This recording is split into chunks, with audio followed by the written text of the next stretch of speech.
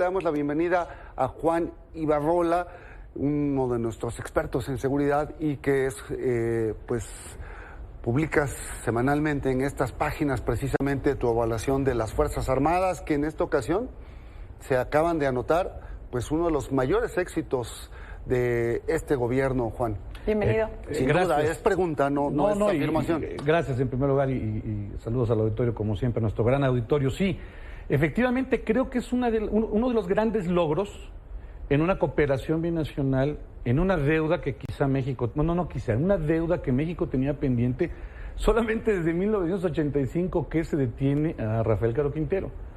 Recordemos que sí, este involucramiento que se le da a este narcotraficante en ese entonces por la muerte de un agente encubierto, hay que decirlo bien, era una operación encubierta de la DEA que se estaba haciendo en México. Hay un mexicano muerto, también un piloto. Alfredo Avelar, y era un gran pendiente que tenía el gobierno de México. Bien, entonces el mensaje que está mandando nuestro país.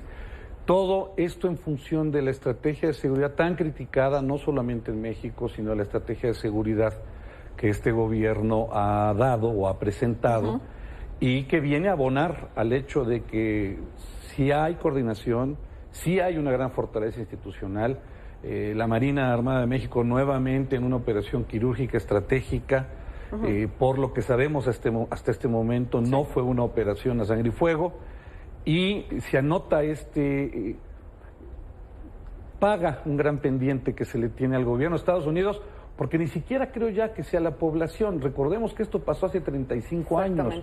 Entonces habrá generaciones mismas en Estados Unidos que ni siquiera conozcan esta gran deuda que tenía Caro Quintero. De hecho, a propósito de eso último que mencionas de las generaciones, quizás vale la pena recordar un poco que el cártel, este hombre Caro Quintero, es relevante para, en este caso, los Estados Unidos, pero para en general los cárteles de la droga en México, porque fue uno de los primeros cárteles de la droga en nuestro país, que además empieza a colaborar con los cárteles colombianos y que hace algunos tratados con el capo, un capo hondureño, Mata Ballesteros, que entiendo que todas esas conexiones internacionales y la complejidad es lo que empieza a también retar a los gobiernos, ¿no? Tanto mexicano como estadounidense. Hay una primera gran organización criminal muy bien estructurada. No dejemos fuera a Ernesto Fonseca, no dejemos fuera a Miguel Ángel Félix Gallardo, un hombre que está en prisión, ciego, sordo, viejos.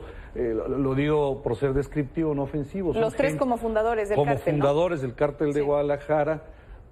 Al término de este operativo, aquellas imágenes impresionantes del rancho El Búfalo, que era un rancho de Caro Quintero, donde se decomisan las mayores cantidades de marihuana que se ha decomisado, creo que en la historia del mundo, era impresionante. Y en represalia vendría el asesinato de Kike Camarena, ¿no? Exactamente, y en la represalia viene el matarlo, asesinarlo de esta forma, pero sí hay un antes y un después en materia criminal en México a partir de ahí, y esto en función de que ellos ejercían un tipo de violencia, un tipo de crimen, que hoy definitivamente para esos narcotraficantes de ese entonces ni se hubieran imaginado los niveles de violencia en los que nos tienen acostumbrados hoy como mexicanos. En resumen, sí hay un antes y un después. Sí genera una organización criminal, una forma de hacer crimen en México, y creo que esa es la justa dimensión que le debemos de dar. Hay un mensaje, y esto debe de ser claro, que el gobierno mexicano, o por lo menos las instituciones de seguridad de México, le están mandando también a otros criminales diciendo, aquí nada queda impune, y creo que ese es un gran mensaje que como mexicanos también debemos de tomar. Si bien los Estados Unidos pueden celebrar esta detención, sin duda para las Fuerzas Armadas mexicanas representa pues un aliciente en el trabajo cotidiano que hacen, ¿no? Un aliciente y un reconocimiento, Héctor, porque sí ha existido toda una percepción de que tenemos unas Fuerzas Armadas que son pasivas, que son de Fuerzas Armadas que no están teniendo una estrategia de seguridad. Lo de abrazos no balazos no es una estrategia, eso es un mensaje político. Hoy la Marina Armada de México como parte de las Fuerzas Armadas demuestra que efectivamente se están haciendo cosas. ¿Por qué una detención de esta naturaleza no se hace por azar? Ni de la noche a la mañana y tomemos en cuenta también la relación que tiene México hoy con la DEA. Es decir, hay que aplaudirle y reconocerle a la Marina que esto es una acción que sí hay colaboración. y que no ha sido tan en colaboración. Digo, esto lo digo a título personal y con mucha responsabilidad. Interesante. O sea, la DEA no está teniendo, bajo ninguna circunstancia, a partir de la detención del general Salvador Cienfuegos, no está teniendo esa coordinación o ese dinamismo y presencia que tenía en México.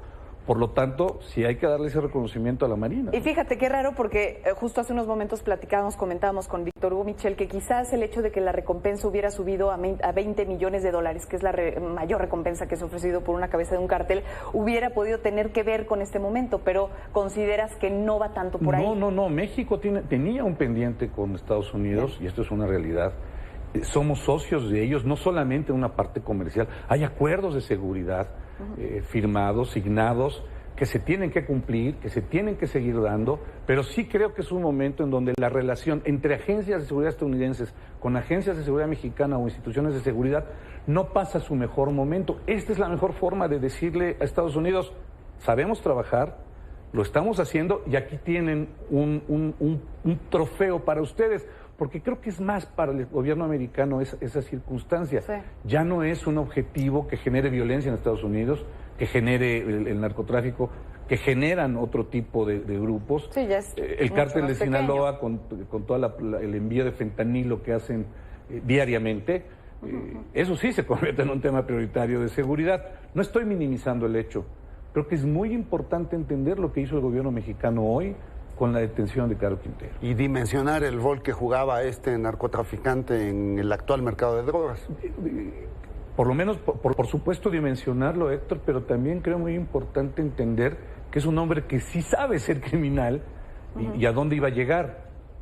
¿Habrá una nueva composición en los grupos criminales en México? La respuesta definitiva es sí. Siempre, ¿no? Siempre, y sobre todo porque al final de cuentas, Caro Quintero viene a ocupar un espacio pequeño, grande, como sea, pero sí un espacio de poder dentro de esta geografía criminal de este país. Ahora, el cártel de Caborca, que sería pues ya de esta nueva edición de Caro Quintero después de haber sido liberado, justamente preguntar en qué dimensión está el cártel de Caborca, porque si pensamos en el cártel Guadalajara, bueno, pues lo veíamos como uno de los grandes, pero ¿el cártel de Caborca tenía un lugar verdaderamente en el mundo del cártel? No, de los grupos criminales no. Sin embargo, creo que esta leyenda, porque hay que entenderlo así, cuántas series le han hecho en streaming a Caro Quintero y se ha hecho una apología muy grande alrededor de él, porque, insisto, se vuelve una leyenda criminal, de que haya tenido él esa fuerza criminal que pudiéramos llegarla a comparar con Jalisco Nueva Generación, con Cártel de Sinaloa, con los resquicios del Cártel del Golfo, definitivamente no. Pero de que tienes un cerebro y una leyenda liderando un grupo de narcotráfico que podría ser contrario o hacerle competencia a otros grupos, eso sí es una realidad. Juan.